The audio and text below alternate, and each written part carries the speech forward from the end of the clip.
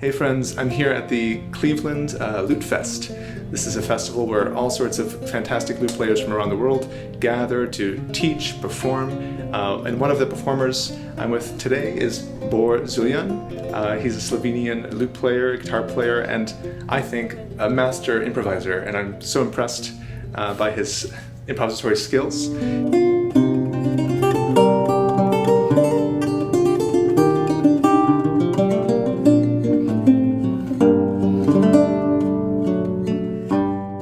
He's been giving lectures on the topic, and I've just been fascinated by everything you've been saying, and also how your lessons on improvisation seem to inform how you play pieces. So it all seems entwined, and basically my brain is just lighting up with ideas. So thanks for being here. Well, thank you for inviting me. So I thought maybe we could start by talking about that topic of improvisation. Maybe the way to do it is to start by saying, how do you think about improvising versus composing? Well, the two are completely intertwined, if I can say. Really, improvisation is instant composition, made on the very moment, and that can't be changed afterwards. That's maybe the big difference. That in composing is a bit like when you're painting. You can always change something, of course, depending on the technique you're using, but improvisation is more like a photo of the moment. When you're improvising then, are you constantly wishing you could redo something, or do you just have to accept it, I guess, and make it work? You have to accept it, I think. And I personally prefer this thing of just you let go, and whatever happens, and it already happened, and you can't change it. I like that, because when composing, and I sometimes do that also, it's a good way to learn improvising, is by composing. Sure. I always think that maybe I should change that or this, and then it's like an infinite process. And I like the fact that when you improvise, you just do, and whatever is done, it's been done, and you can't change it. For me, I think my biggest hurdle to being a composer is kind of what you just hinted at. It's the idea that you always want to tweak it, and you can just go forever down the rabbit hole of tweaking because it's not good enough yet. And I guess I wonder, when you are composing then, I don't know, do you have any advice for our listeners who want to start composing or improvising?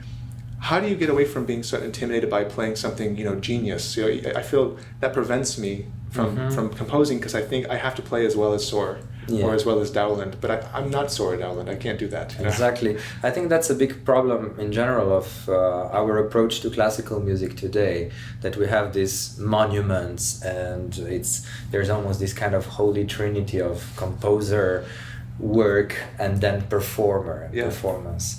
That we are so afraid of touching that, and even the idea, for example, with composition, and then with older composition, of kind of urtext, which is like the text that we have to stick to, and that's the truth and the only truth. And if we look at how it used to be, and let's say, take for example Bach, or even Beethoven, or Liszt, they were improvising, and they would write down their improvisations, or the process would be always like there would be constant feedback between the two. So the improvisation would inspire the composition, and the composition would, on the other side, inspire their improvising. So we see also that the works were constantly changing. Like the same work would have different incarnations, let's say, like that.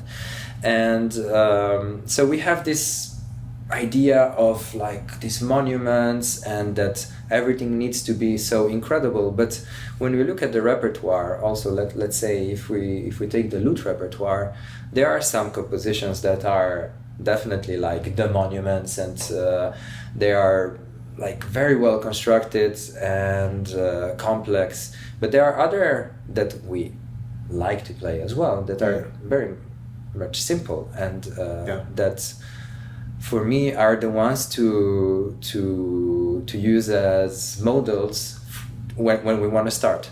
Yeah. of course. So we start with something simple. Not we won't start with a chromatic fugue. We can't do that, of course. And so maybe at some point we'll get to that. But the first things are, like we have to construct on something simple. Yeah. Maybe this is a good time to grab an instrument. Okay. Maybe the guitar, if you wouldn't mind. Okay. So let's make this a bit more practical. So let's say we have someone watching, and they really love the idea of composing, or maybe we could just start with improvisation. But where does one start? Do you have any advice for beginning tips? Or maybe is there a prerequisite knowledge required, or can one just dive in? Well, it's always good to have at least a little bit of technical skills in order to be able to do some things. And it's always, I think the first thing to know is, what do we want to do? Actually, what kind of language do we want to speak in? You know? Sure. Musical language in this case. So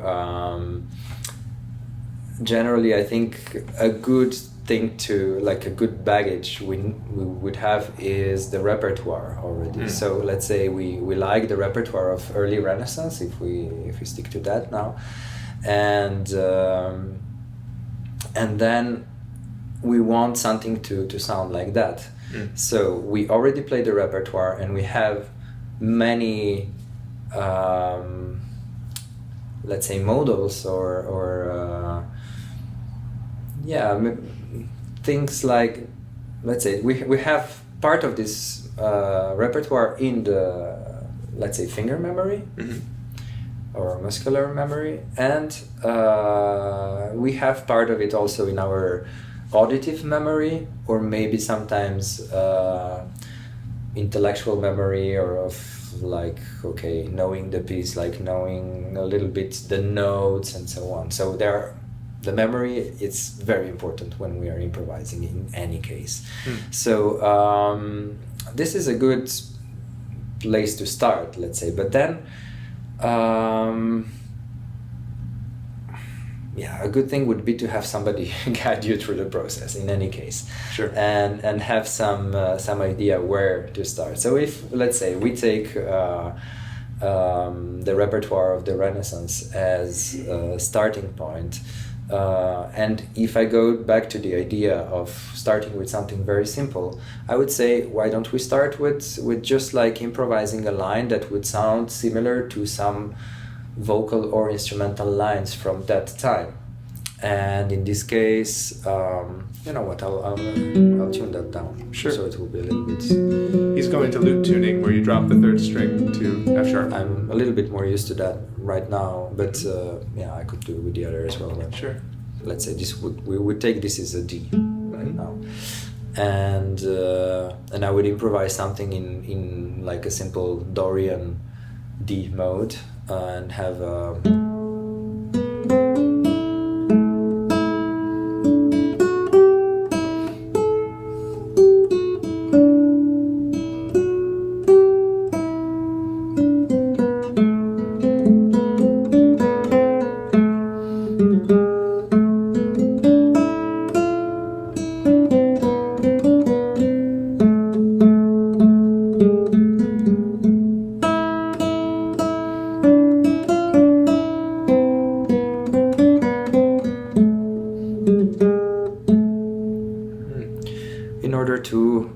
first improvisation line of something that sounds like Renaissance.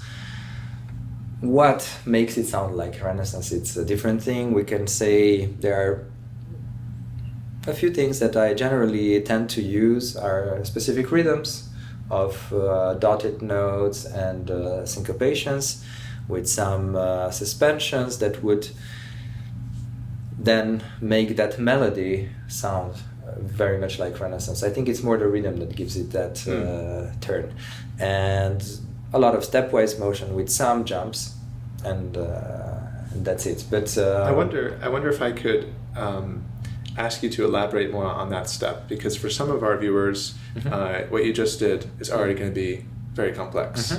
And maybe before going to the next step, I wonder if we could unpack that just a little bit more. Yeah. So let's say you have a scale. How do you arrive at a melody which sounds pleasant? What are some basic roles, and could you demonstrate what that sounds like? So the first thing is already knowing the scale, of course. So let's say if we have a D mode, and I will now again stick to that as this is D. I mean, in the Renaissance, this could be a D, this could be a D, and this could be a D as well. But now let's say that we decide that this is D for us. Okay. And we have this D Dorian would be, and then if we, there are some notes that are sometimes changing. In this case, this would be a B natural, that sometimes would become a B flat. And well, it's a bit too much of a complex topic to explain exactly why, but it's a note that it can move from B natural to B flat. And then we have sometimes what I used like as a cadence, for example, like a C sharp. So maybe so far just to say that when you're playing in D Dorian, the 6th scale degree can be sharp or flat. Yes. And you can also raise the 7th to tonicize the... Yeah, tonic. like in any kind of cadence we would search for this kind of lower half tone. How we call it in English exactly? Semitone. Or, semitone, yeah. So basically, instead of the natural note in the scale, which is the 7th degree, would be C, going to D, to make it sound like a cadence, a final thing, you raise it to C sharp. C sharp, exactly. And this can happen also on some other note, for example. Yeah. So basically, it sounds to me, my impression is always, if you're playing a piece, almost in many styles, when you hear that da da dum beam or just da da dum, it's like it is the end. You know? It is the end, but it can be also like intermediate cadence, like I did just now. No, so I did one on let's say if this is A, and so you have G sharp and F sharp. Yes. Okay, and so this is the scale. It's a little bit more than a scale, it's the mode basically. It's the D Dorian mode that instead of having always the same notes, we have some notes that change. So this is one thing. And then the other thing is how to elaborate a melody. So what I started with before, if I remember well, like again, memory, it was probably this. So what I started with a motif that we see very often in vocal and instrumental polyphony from Renaissance, with a dotted rhythm, as I said, like, and then stepwise motion. 2 and 3 and 4. Exactly. 1, 2 and 3 and 4. And then I use this jump down, leap of a fifth.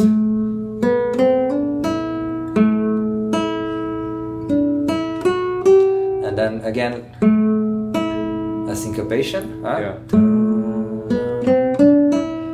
Syncopation. Syncopation is when we accent usually a traditionally weak beat. So 1, 2, as opposed to the strong beats, which usually we can say 1 and 3 and 4. 1, 2, 3, 4. Exactly. So we have that syncopation connected to a dotted note. So dotted rhythm, syncopation.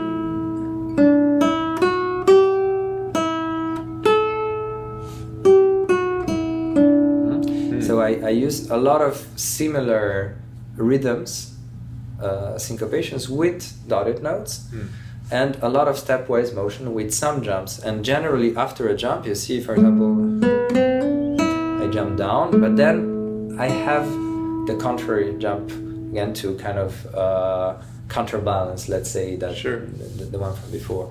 Or we could do a similar thing, like would be just jumping up and then a melody that goes down. It's this would be slightly different. Let's say go up a fifth and then a dotted rhythm.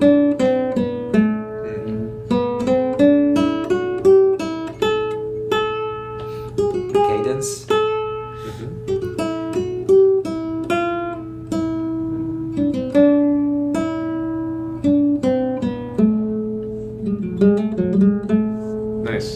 So one thing that's clear from the way you're improvising a melody is that you use mostly stepwise motion, and then after a leap usually follows more stepwise motion. So there are some leaps, but they're rarer than the...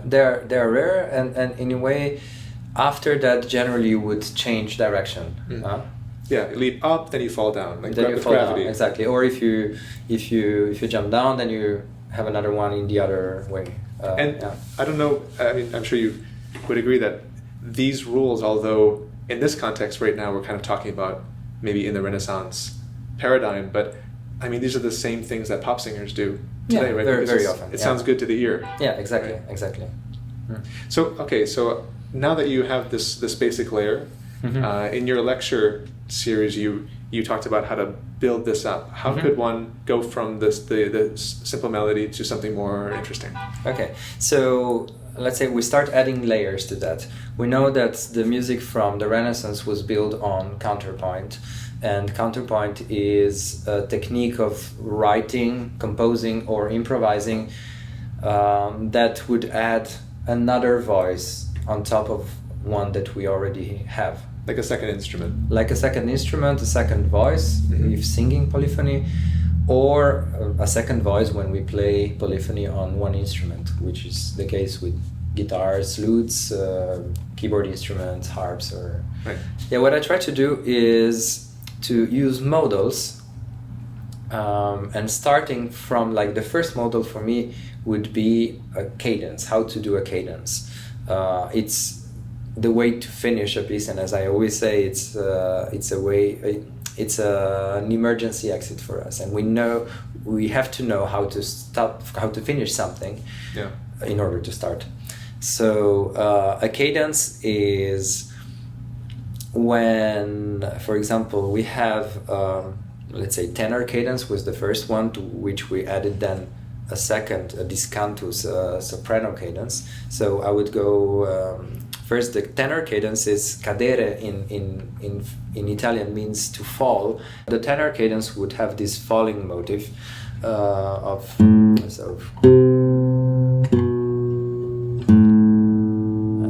specifically, like, let's say that if this is E, D.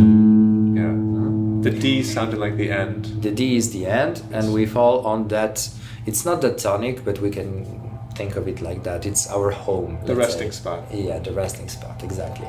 So, and to that we add, we have to finish on an octave.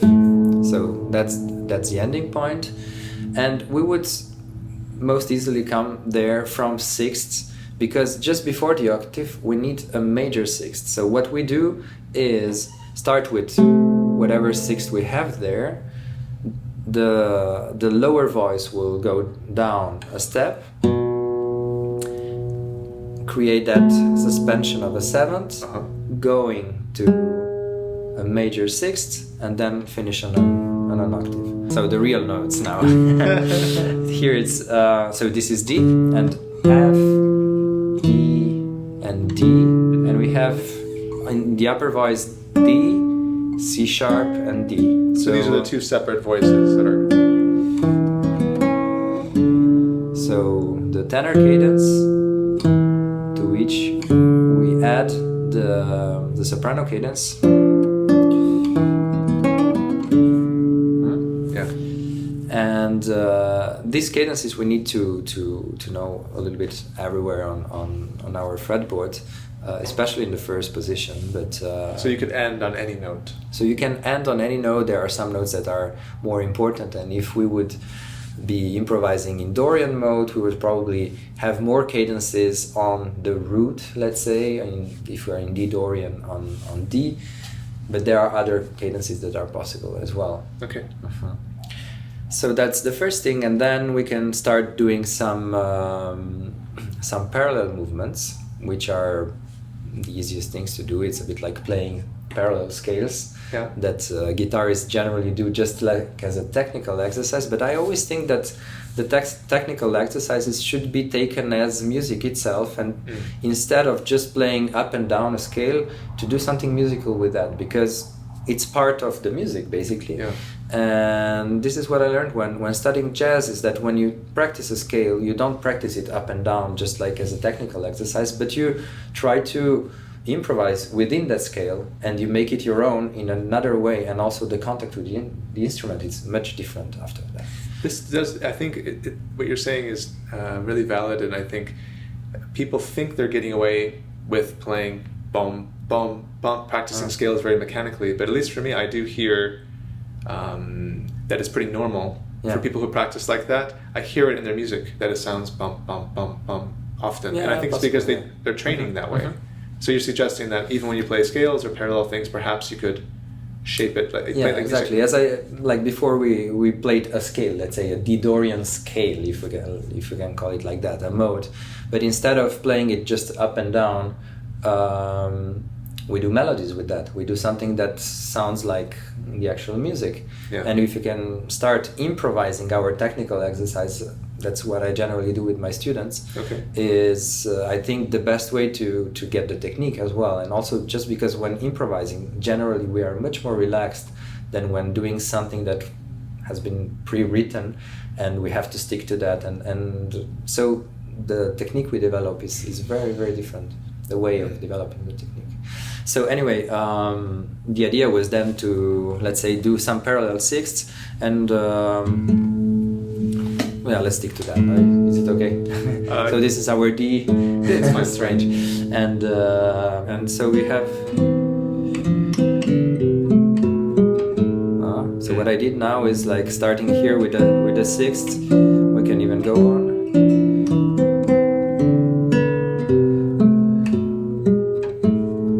Playing parallel six, sometimes breaking them.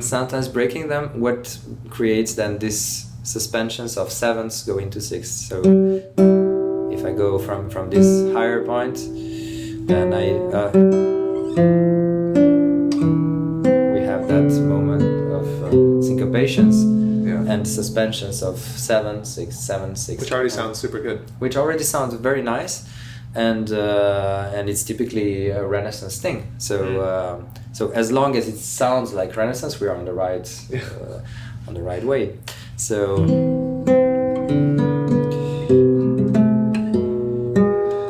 little ornamentation.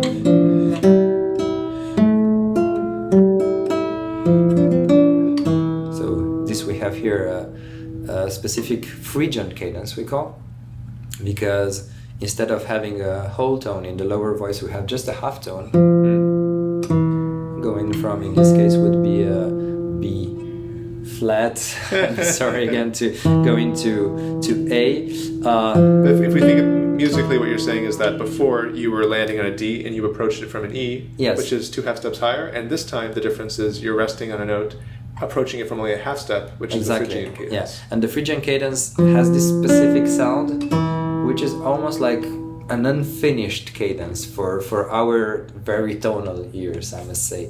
But for them, in this Phrygian mode, this would be, for example, the ending cadence. But we can use it just as an intermediate cadence also in another mode. So if you are now in D mode, this would be our Phrygian cadence on A. So I used it there in the middle. And then we can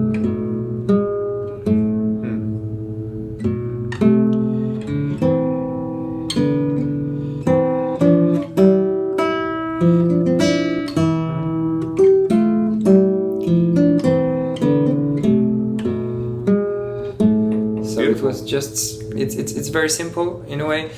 So I've been playing scales, but it's already music, and it already sounds like quite some of simple ricercars, let's say from Spinacino, but also parts of ricercars by Francesco da Milano, who, like many guitarists also play nowadays.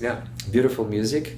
And so these are kind of models that we can deduce from the repertoire itself and from the treatises from the time.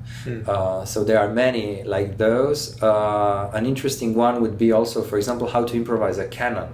Something that generally in a counterpoint course you would take a few hours to write down, but basically are things that can be improvised on the spot, and you just have to figure out what is the right what is the right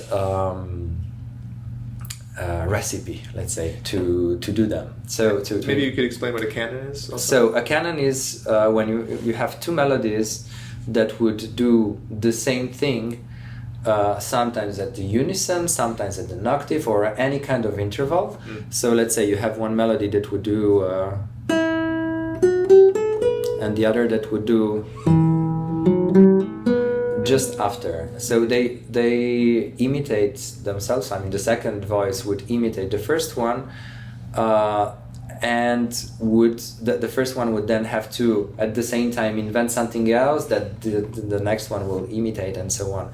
And so when improvising canons, there are just a few rules that we have to follow. I prefer to say recipes because it's maybe less serious thing. Sure. Which is good. That does help. It takes some of the pressure off, you know.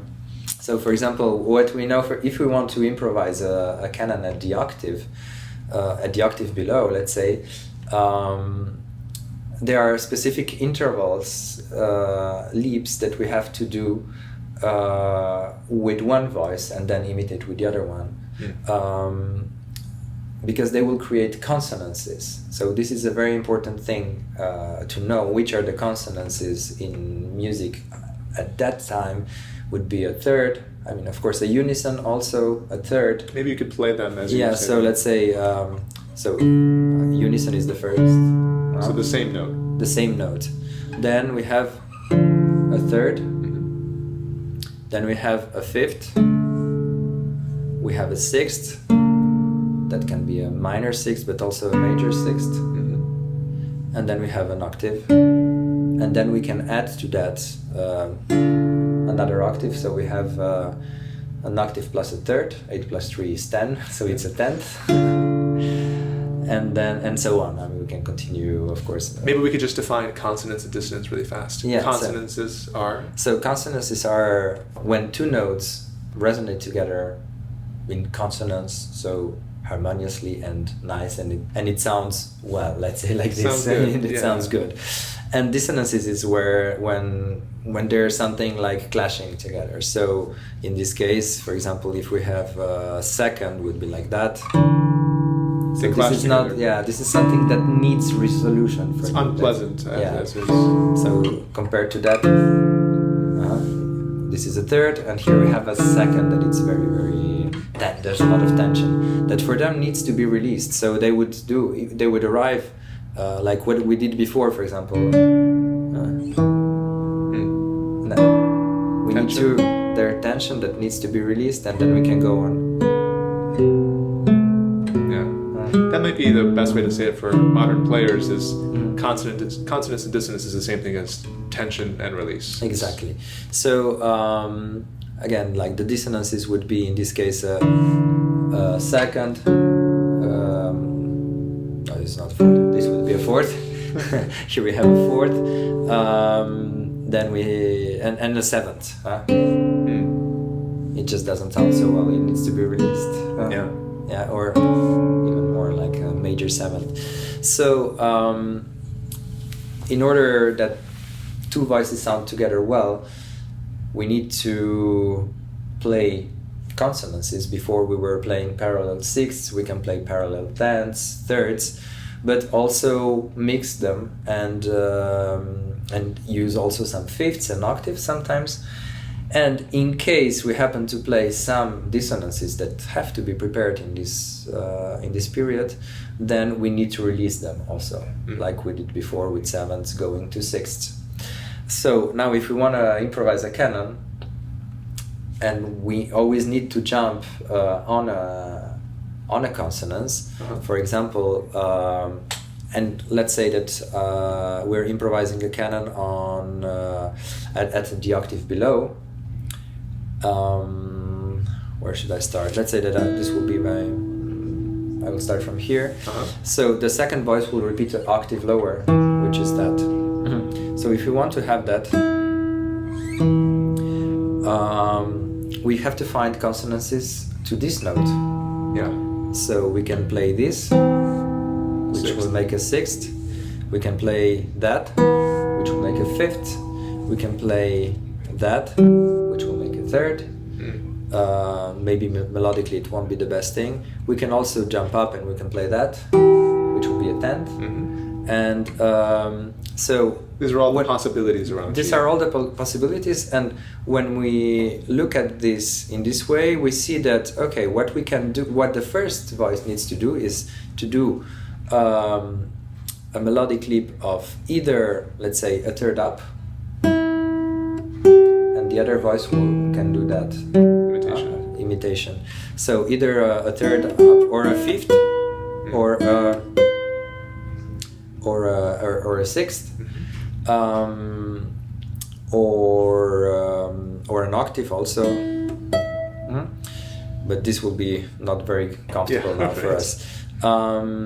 Or a melodic leap of a third down, or a fourth down.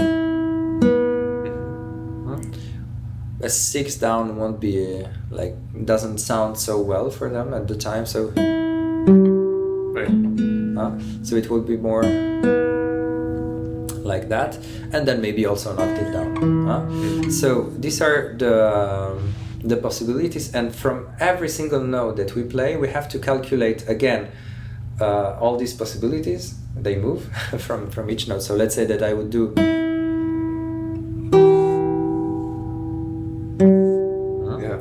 And from this note now I have to calculate something that will work well. So let's say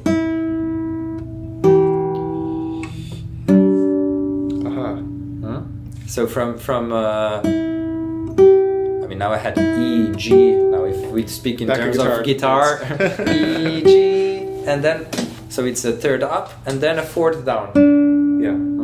Because it did its pattern, the bass imitates it, but it has to do more. So now it's harmonizing what the bass is doing.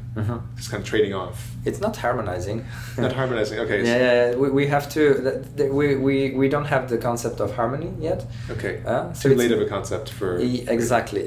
So now we are really thinking of just in terms of horizontal lines, melodic lines that would go together well. Okay, it's just a consonance. It's just a consonance. Okay. There is just an interval of whatever it is here. And we're sticking to the language of the time. And for example, if you want to start improvising canon, the best thing is to imagine that every time we can add a unison in between. So we can do like this.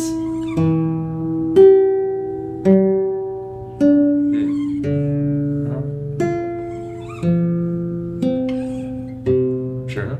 So now I use this pattern that is very, very common of going up, let's say, a third and down a fourth. That we find very, very often in the repertoire, and we can fill it in. So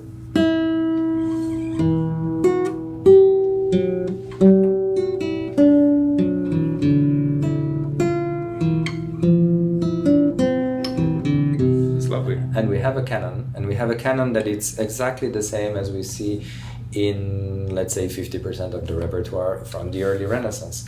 And what I followed was just this recipe. Okay, I can do a melodic leap of a third up and a fourth down. And I repeated that 3 times. I could use other intervals as well. It depends on maybe where you are on the neck, things that are more comfortable, because we won't do too complicated things generally.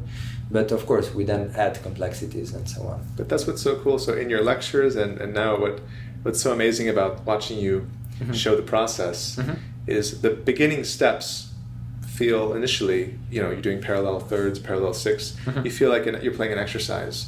But it's so cool to watch how it just seamlessly turns into a piece, which I've heard that exact thing in this piece before. And it feels like in the Matrix, suddenly, I get it. I understand how this works. And it's incredible because it really feels it bridges the gap between what we're doing and the composition itself. So it's incredibly enlightening. I think it's very interesting, also because generally when we go to study music and we have counterpoint lessons, it's something that is completely disconnected from the repertoire.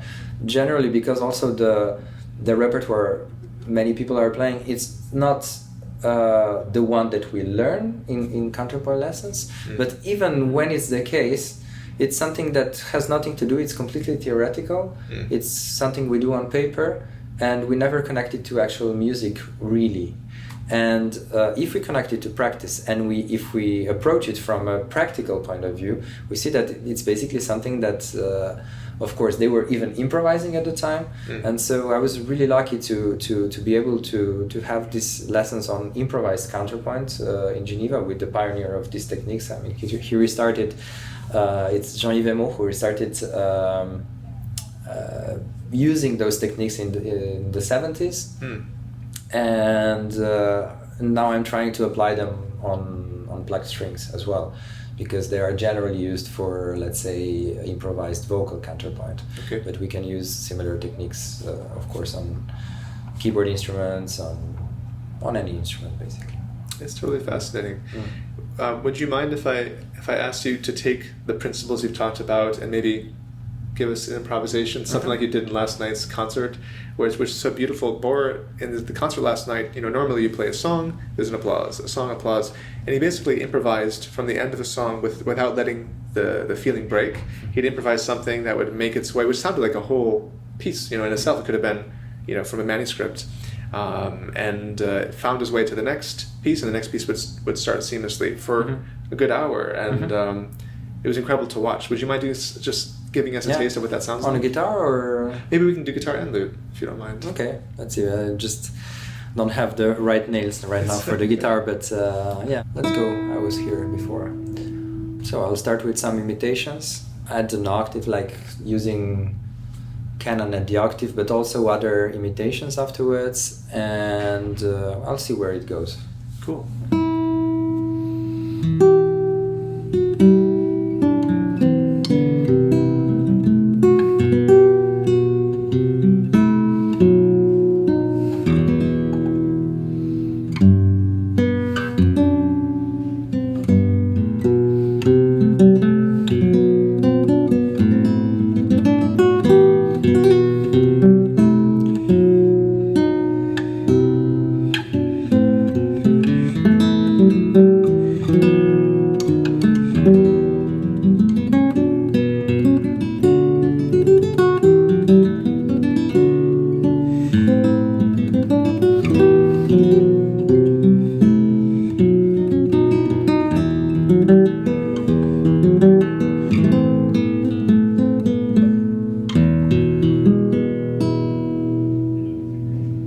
So the guitar improvisation sounded so beautiful. Let's hear one on the lute now.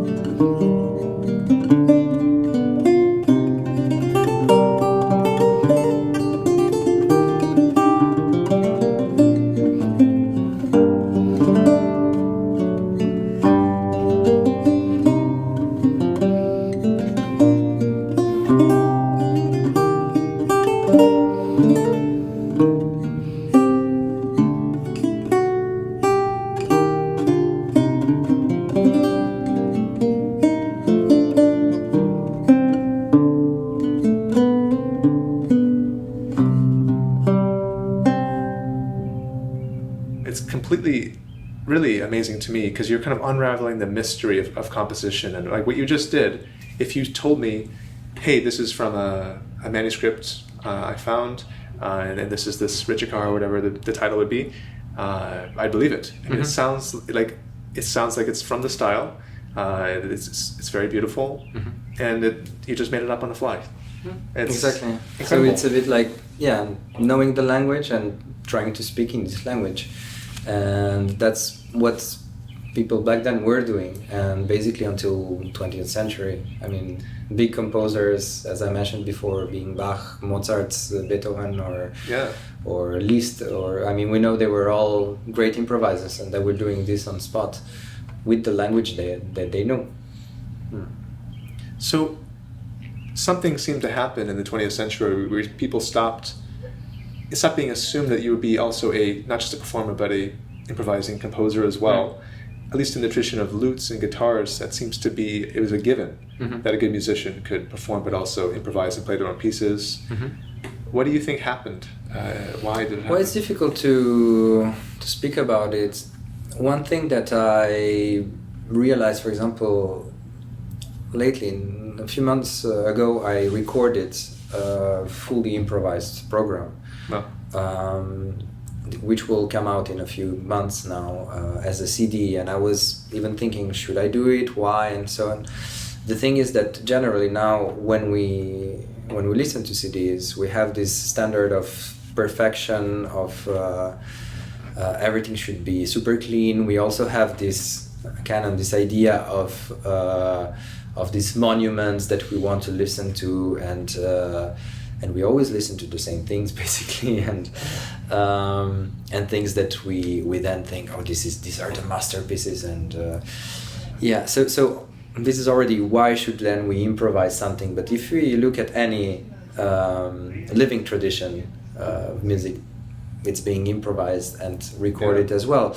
And what happened is that, like, when we generally record classical music, in order to get to that perfection, specifically on a CD, it's to use a lot of editing afterwards. Exactly. So using little bits from one take to another take and so on, which is almost impossible to do when you're improvising. I was going to ask you about that. Yeah.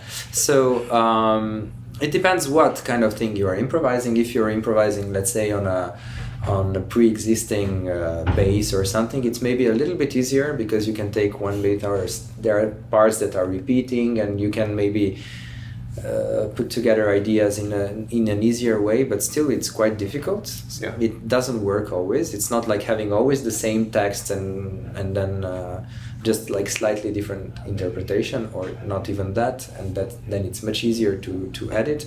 But if you're improvising, it's sometimes completely impossible to do that. Wow. And in the first recordings from let's say late 19th and early 20th century, we still find much more improvisation. We can even see that composers, when they were playing their own works, they would re-improvise them, they would change the text.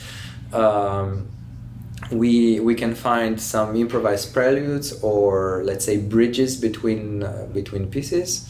Like pianists were doing that still. Yeah.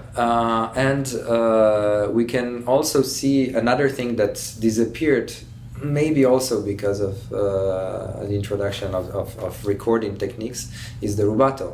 Because to reproduce twice the same kind of rubato is very difficult, and does it really make sense? Because I think music in general belongs to the moment. Like, it only exists when it's performed, you know? And so is it really necessary to do it, you know, to do twice the same improvisation or twice the same kind of rubato? And so maybe recording is one of the reasons why improvisation kind of disappeared from classical music. Wow. And also because at the time we started more and more looking back to other repertoires. Making the canon. Yeah, let's say that still in 19th century or beginning of 20th century, people were mostly playing the music that has been composed, like in the style of what has been composed at the very time. But then we started in 20th century playing everything from Baroque, Renaissance, sometimes even not like with the approach of historically playing that, but just performing that music. So Renaissance, Baroque, Romantic, Classical, everything, things that were alive 200 years before that or more. And so we didn't have the keys anymore to understand it. So that's another point probably. And so the whole thing went in a direction that went very far from improvising, from spontaneously creating this music. But at least for me, as someone who's, for at least most of my classical music career, you could say I've only played mostly pieces, pre-written pieces, before that, I was a rock musician, and we just wrote our songs. It was obviously, of course, you would just write your own song, write your own solo, do it differently each night. Yeah. It was a given. And now it's funny because I started off in that tradition, and then I feel like my composition and improvisation skills sort of atrophied from doing 2 classical music degrees because I didn't use it. Yeah. And it's only through going to Baroque music and Renaissance that I've had to relearn that. And it's now that I'm going deep into it, I'm rediscovering it, and I'm realizing, if I can't improvise a toccata, why am I playing this person? Do I really understand when I play a Kapsberger toccata what he's doing? Yeah. Or am I just following instructions? It's a bit like if you would read a text that you don't really understand. Yeah. I mean, or generally what we learned to do, even in classical, but even in early music, in order to, let's say, pronounce the text in the best way possible, but we don't understand it. If we are not able to really improvise a language when we are speaking, our language, mother tongue, or a foreign language, we are improvising it all the time. Yeah. Because we learn the vocabulary, we learn the grammar, consciously or subconsciously the grammar, I would say, but yeah, we learn how that language works, and we improvise, we speak in that language. This whole conversation has been an improvisation. Completely, yeah. So what people were doing, and generally what a musician generally does, let's say in jazz, would be speaking in that language. And it's much about that. So when we are able to improvise that language, then we don't read the text in that language in the same way, because we understand it differently. We know where are the accents, we know where to stop, how to, and also we understand like more profound and sometimes like second degree things that are not explicit, and these are things that all happen only when you can really improvise that text, like in that language, let's say. This is exactly why I want to go there next, because I feel, at least for my own performing, that I've hit a wall. There's only so much you can do with interpretation if you're given the notes and you don't fully understand, if you can't recreate them yourself in your own version. I feel I've hit a wall out, and I want to get past that by being able to do it myself. And once I can do that, maybe not as well as Dowland, maybe not as well as Sword, but I should be able to do it. And then coming back to it with the composer's mind, I feel it can only help. So everything you're saying is really enlightening and inspiring me, and so thank you for your time, Bor. Thank you. If someone wants to learn more about you, maybe check out your CDs, how can they do that? Well, maybe the best is to go on my website. There's most of the information there on the CDs and on other stuff that I'm doing. YouTube channel or whatever. Great. Well, I'll link his website and his channel in the description of this video. Bor, thanks so much for your time. Thank you. All right. Bye, guys. Thanks. Bye.